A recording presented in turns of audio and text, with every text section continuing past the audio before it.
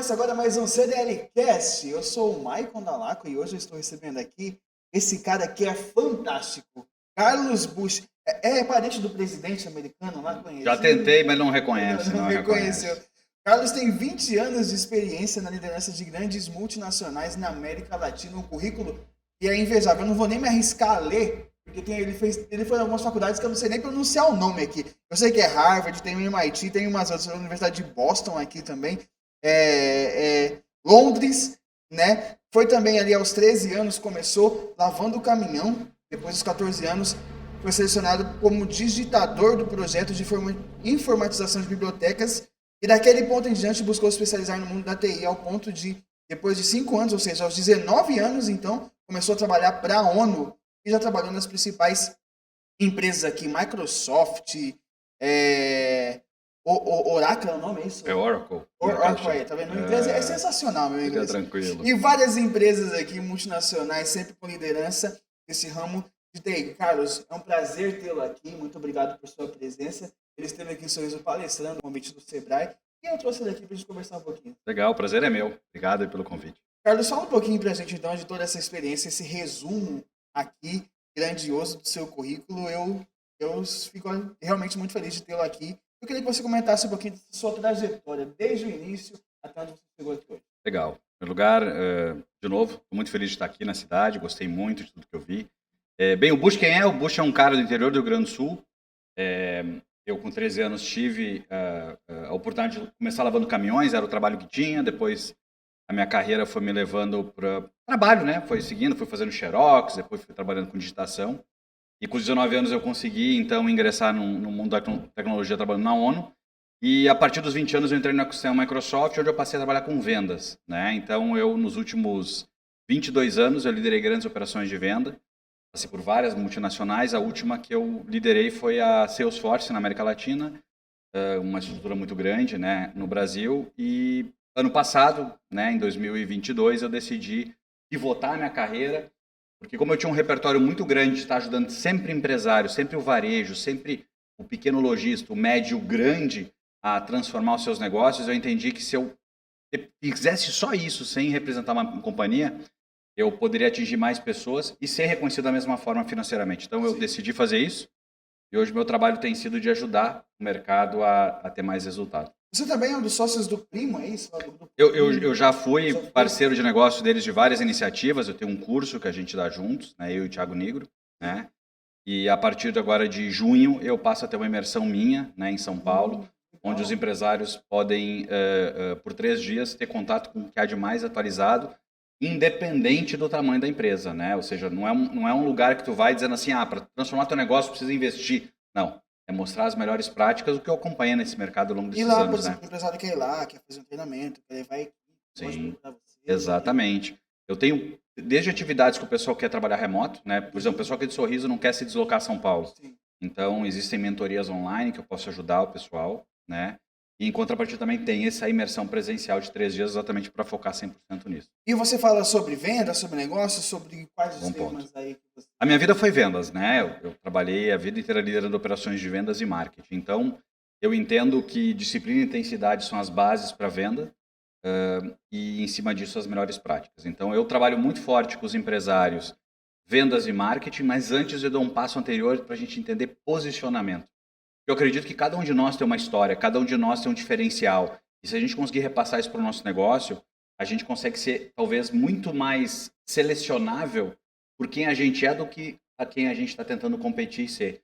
Então, com isso, eu gero mais valor no início, eu consigo ter mais performance de vendas e eu também bato muito numa tecla que o mercado às vezes deixa de lado, que é a experiência do cliente. Então, essa é a minha formação, os meus últimos 25 anos foi trabalhando nesse mercado e é isso que eu tento repassar, esse repertório, né? Para os empresários que eu ajudo. E hoje, assim, você trabalhou nessas grandes empresas que até hoje ainda elas são à frente do tempo, muitas vezes. E aqui, Exato. hoje nós estamos no Sorriso, e você dando palestra, você vai para várias cidades do Brasil e do mundo até aí, e cidades com uma realidade diferente. Então, assim, e hoje, onde eu quero chegar, hoje o mundo de negócio está diferente. Antigamente, as pessoas traziam experiência de vida, né? E colocariam dentro da empresa, para conseguir trabalhar, para começar um negócio ali. Hoje já não é mais assim, né? Por isso a importância dessas mentorias. É que, na verdade, o que acontece? A gente não tem escola para formar a gente ser empreendedor, né? Então, muitos herdam da família ou dos amigos próximos pequenos comportamentos para conduzir os negócios. Só que a gente vive uma geração agora que todo mundo tem escolha, né? Você pode assistir o que quiser, a hora que quiser, do jeito que quiser. Eu também, todo mundo que está nos assistindo pode. Então, no momento que cada indivíduo passou a ter o protagonismo do seu tempo, se tornou mais desafiador para nós, no mercado, conseguirmos a atenção do cliente. Então, o que eu tento mostrar é que o jeito de fazer negócio ele se transformou ao longo dos anos. Na minha visão, a gente vive uma era muito mais abundante do que era antes. Tem muito mais chance de ganhar dinheiro, de ter sucesso hoje, tendo ética, tendo um propósito adequado. A diferença é que hoje exige da gente práticas que antigamente não existiam. Então, o meu desafio qual é? Eu tentar passar o que eu aprendi em 25 anos ao redor do mundo fazendo isso, para que os empresários não desperdicem tanto tempo para entender isso. Porque eles vão chegar lá. Sim. Mas por que vai levar 5 anos tentando se poderia pegar mais rápido? E às vezes ainda vai no meio do caminho, vai ter problemas, ali vai acabar fechando. Porque às vezes quando não tem experiência, chega num momento que ele não consegue mais lidar com as situações, né? E acaba tendo que fechar. Às vezes investiu tudo que tinha naquele negócio. Exato. E às vezes por falta de informação, não é por falta de coragem. Todo mundo fala mindset. Calma, não é assim não. Eu sempre digo que é simples, mas não é fácil. Sim. É muito fácil de entender como fazer as coisas, é difícil de implementar. Então, meu papel, muitas vezes, é ajudar numa ordem, ajudar numa priorização, porque se a gente for parar para pensar, o que eu escolho para comprar, o que você escolhe, o que as outras pessoas escolhem, faz parte do mesmo ecossistema de decisões emocionais, de posicionamento, de diferenciação. E, às vezes, o empresário, como no passado não existia tanta competição, ele não era tão exposto a isso. Então, hoje em dia, ele é mais exposto. E, de novo, eu repito, né? Ele está mais exposto, mas ele tem muito mais oportunidade que antes. E o brasileiro tem muito disso, né? Desse espírito empreendedor, todo mundo ali quer ter o seu negócio, né? Quer, ou para gerar uma renda extra, ou para viver. O Brasil é fantástico, o Brasil é fantástico. Pega Sorriso, por exemplo, me espantei ontem com o tamanho do PIB da cidade. É uma cidade que transaciona muito, eu adorei, andei por vários lugares, comércio muito bem posicionado. Não tenho experiência para te dizer como é que é a experiência de venda, mas o que eu sempre digo é o seguinte: a gente tem que deixar de romantizar as grandes novidades que o mercado traz. Porque é muito fácil para mim vir dizer o seguinte: não, o negócio é metaverso, o negócio é você usar digital. Você tem que fazer o melhor para o seu cliente. Então, aqui na cidade, você entende bem o seu cliente. Só que às vezes você não sabe que certos comportamentos de como liderar teu time, como posicionar a venda, como fazer meta, como fazer branding, pode mudar o teu resultado drasticamente. Então, o meu desafio é um pouco isso, conscientizar, e não é uma revolução, isso é uma evolução, né? Exatamente, você vem para somar, né? Exatamente, a exatamente. tecnologia, hoje redes sociais ali, que é uma máquina de medir. É um grande canal. Eu faço uma analogia para todo mundo, é um assunto que não é tão positivo, que é a guerra, né? Mas quando a gente olha uma guerra, a gente olha um monte de armas sendo utilizadas de maneira paralela, né? Então, o pessoal usa míssil, avião, tanque, artilharia, tudo ao mesmo tempo para vencer uma guerra. E nós, no varejo, nós, no comércio, a gente usa o quê? Um canal de venda, 2? Pô, tinha que usar os 20 que existem no mercado. Existem 20 canais de venda.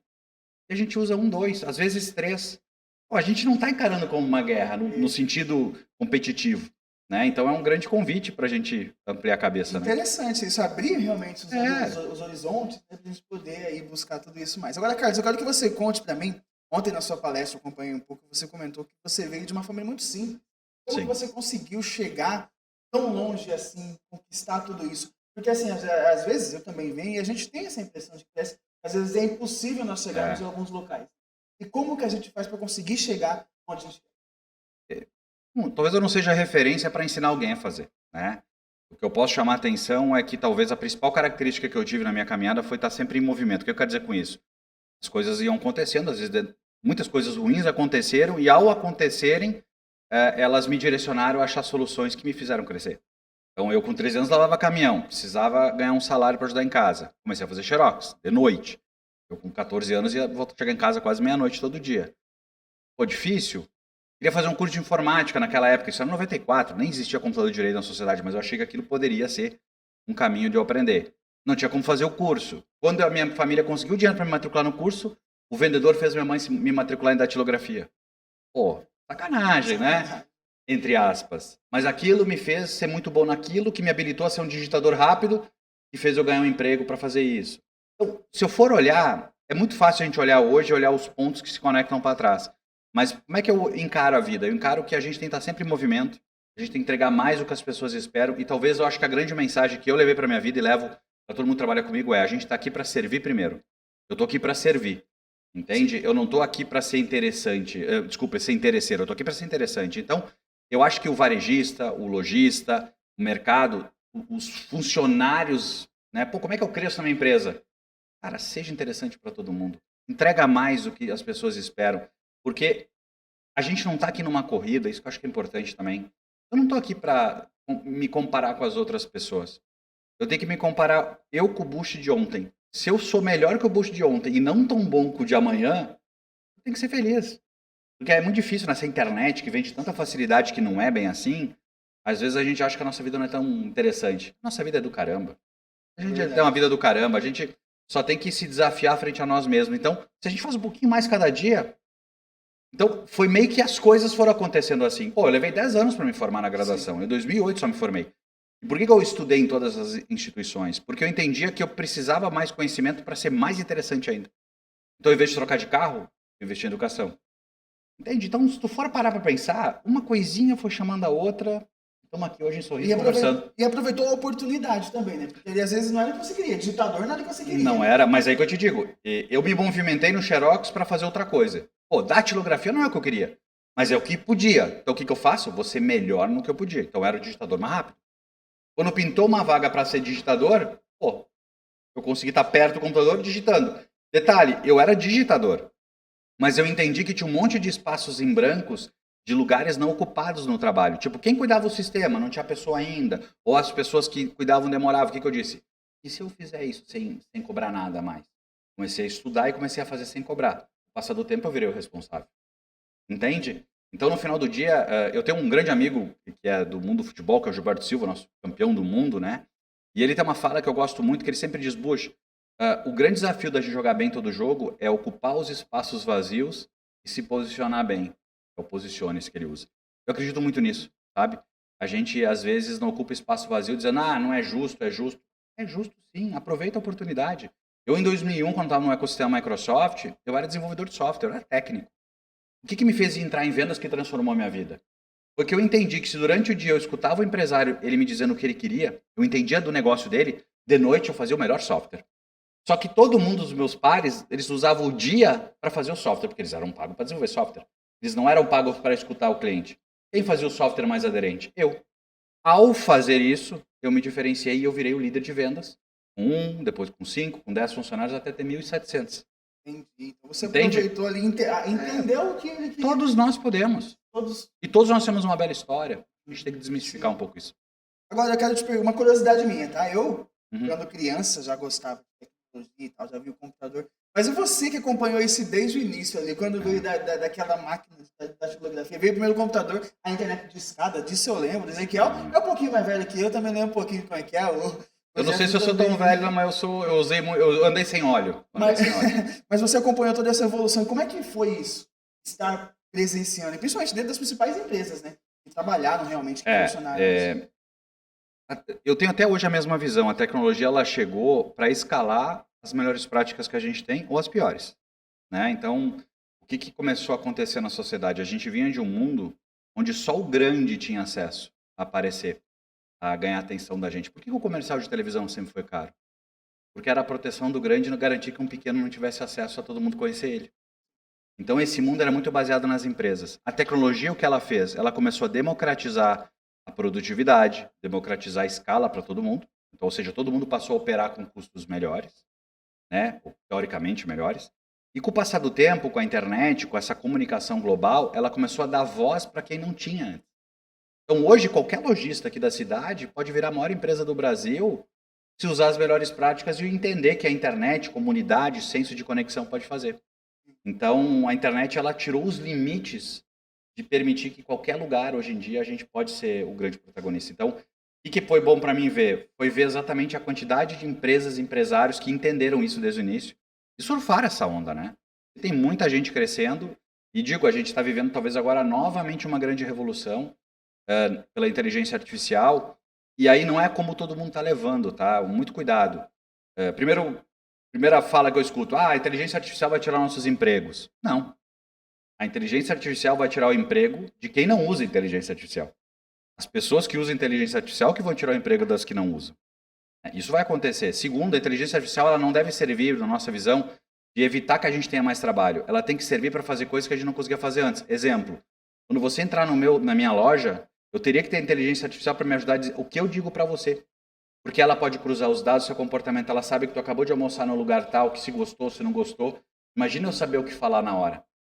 Então, a inteligência artificial ela começa a chegar para nos dar mais escala para o mindset que a gente tem. Agora, se eu sou um lojista, eu chamo o meu funcionário de atendente, ou seja, eu não quero que ele venda, eu quero que ele atenda.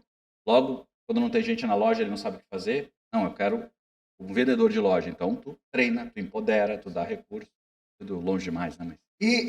Por exemplo, até isso que você falou aí de desmistificar, né, que vai tirar o emprego, também aconteceu muito com a evolução das máquinas. Claro que chegava o computador aí, tudo e foi tirando empregos, na verdade não. Melhorou, né, agilizou o processo. E, logicamente, quem se especializou, como você... Aí eu digo, aí é muito de você se propor ao novo, né? Se você se adaptar às mudanças. Sabe que na sociedade, se a gente fosse fazer um gráfico, a gente tem 3 grandes fases de tudo, tá? Isso vale para nossas decisões pessoais, como vale para as decisões de negócio. Exemplo, vou pegar agora um assunto da moda, inteligência artificial. Surgiu. Primeira reação da maioria das pessoas é qual? Isso não funciona. Isso não é para mim. Isso não vai dar certo. Primeira coisa, a gente sempre quer negar o que é diferente. Depois que passa essa fase, a gente vem à segunda fase, que é como isso não me mata, como isso não me prejudica. Aí chega a terceira fase, que a gente quer se unir. Pô, já tenta se unir direto. Para com esse mindset restritivo. Até porque alguém já vai ter essa visão e vai tentar se unir. Então você acaba ficando para trás, então, né? Fica perto, entende, conhece, entende o que pode te ajudar. Eu não conheço muito bem. Procura, chama alguém para te ajudar. Ninguém é obrigado a dominar isso. Agora, você começar a tomar ciência com a visão de que isso pode te ajudar, sem o preconceito de restringir, vai tirar uns bons anos de resistência, atrito, e tu pode ganhar muito mais com isso. Eu acredito muito nisso. Eu não estou dizendo para ninguém sair implementando isso. Mas a gente entender que isso pode ajudar é um mindset que ajuda o empreendedor a ir mais longe. O problema é quando a gente tem um mindset negativo. Eu sempre digo que a forma de uma pessoa parecer inteligente é ela criticar alguém. Quando a gente critica alguma coisa, parece que a pessoa é inteligente. Elogiar não é bem assim. Mas normalmente quem elogia é mais inteligente. E aqui para Sorriso, o que você achou, o que você sentiu, o que você viu dos nossos comércios, em especial na sua visão, com toda essa experiência? Eu não posso falar muito da experiência prática, porque, como eu disse, eu fiquei muito restrito aos compromissos, né? Mas, pela informação que eu tive do que gira de economia aqui, a cidade podia estar, pelo menos, muito maior do que ela está em termos de comércio e operação. Porque se gira aqui. Então, eu não estou falando de abrir mais loja, mas uma questão de fomentar mais contato com o consumidor. Eu acho que tem uma grande oportunidade. E tem um número de habitantes interessantes. Quando eu comparo com outras regiões do Brasil, tem cidades muito menores que o comércio parece ser maior. Então, mostra que, ok, eu sei a particularidade da região, etc. Mas como gira tanto dinheiro, é uma região que pode se desenvolver muito mais se a gente focar nisso. Ser diferente, propor o novo, mas de uma maneira, obviamente, na proporção do que as pessoas conseguem absorver, né? Então agora eu quero que você deixe aí um recado para as pessoas aí, eu volto naquele assunto que a gente já comentou agora há pouco, que todo mundo pode chegar, pode sonhar, pode conquistar. E você é um exemplo disso. Quero que você deixe um recado aí para quem está nos assistindo sobre esse assunto. Acho que o grande recado é a gente entender que a gente, pela educação brasileira, né, nós todos fomos educados a jogar para não errar, a não perder. Pega qualquer criança pequenininha, ela comete um erro, ela tenta justificar para os pais. Independente se os pais cobram ou não por não errar. E a gente meio que é criado numa sociedade que o erro não é legal. E isso faz com que a gente vire um adulto que não pode errar. Um adulto que não pode experimentar coisas novas. Não posso testar uma coisa diferente, porque se der errado é feio. E, na verdade, a gente escolher vencer é mais importante do que a gente escolher não perder. Porque quando eu escolho vencer, eu mesmo, com isso, assumo alguns riscos, alguns erros vão acontecer, mas quando a gente escolhe vencer, cara, é difícil alguém segurar a gente. Acho que talvez essa é uma decisão que poucas pessoas tomam por falta de informação. Porque o ambiente nos faz procurar coisa ruim. Vamos olhar coisa boa. Escolhe vencer, não joga para não perder. A gente sempre, às vezes, acaba esperando o pior. Eu vou dar o exemplo do futebol, cara. Se a gente tem um pênalti para chutar, Todos nós, ou a maioria, a média, pensa que chutar no cantinho é o melhor pênalti batido. Esse é o mindset do brasileiro para não perder. Por quê? Porque se eu chuto no canto o pênalti, que é o que todo mundo pensa que é o melhor, e o goleiro defende, foi o goleiro que pulou antes, etc e tal. Mas a estatística diz que chutar no meio tem 2 vezes mais chance de fazer gol. Até porque o goleiro também já sabe que você vai escolher o canto. Então provavelmente ele vai pular. E o meio tem 2 vezes mais chance de fazer gol. Então por que as pessoas não chutam no meio? Com medo que se o goleiro defender parece que chutou mal. Mas ele vai sair muito mais vezes vitorioso se chutar no meio. Mas ele não está preocupado nas vezes que ele vai ser vitorioso. Ele está preocupado nas vezes que ele vai sair perdedor. Preocupado em perder, né? E exatamente. Na busca disso. Carlos, se eu quiser te contratar sua mentoria, que você vem fazer uma palestra na minha empresa, na minha cidade, como que eu faço? É só acessar meu Instagram, ou meu LinkedIn, ou meu YouTube. Todos eles é Carlos Busch. O Busch é B-U-S-C-H, né? E lá tem todas as formas de contato com o meu time para ajudar. E vou ter o maior prazer de ajudar na transformação, seja de uma pequena empresa ou de uma grande empresa. É isso que eu ia perguntar. Minha empresa tem 5 funcionários. Você vai me ajudar igual? Tem produto para todo mundo. Exato, porque o meu desafio é esse, né? O meu desafio é ser interessante para todo mundo. Entendi. Carlos, muito obrigado por sua presença aqui. Muito obrigado também por sua palestra. Muito legal, muito importante. E estamos à disposição sempre que você estiver aqui pela região. Venha nos visitar aqui na CDL. Certamente irei. Obrigado. Tchau. Esse foi mais um CDL Cast, produto da CDL Sorriso. Eu espero você na próxima.